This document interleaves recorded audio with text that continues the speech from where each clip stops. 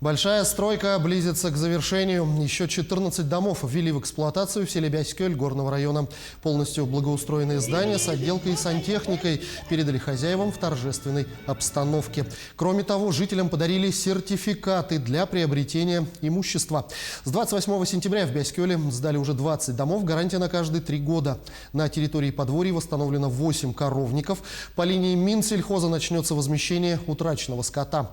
Также к концу следующей недели в планах завершить возведение животноводческого комплекса на 100 голов.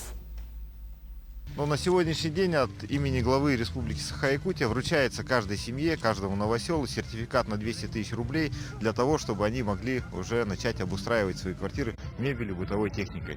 Есть спонсорская помощь, да, при вручении ключей от первого дома. Да, здесь была глава Оленёкского района, да, и они от Оленёкского района каждой семье подарили по одному холодильнику. Такая работа ведется, поэтому здесь помощь со всей республики идет, и жители в этой части обустраиваются, и думаю, будут жить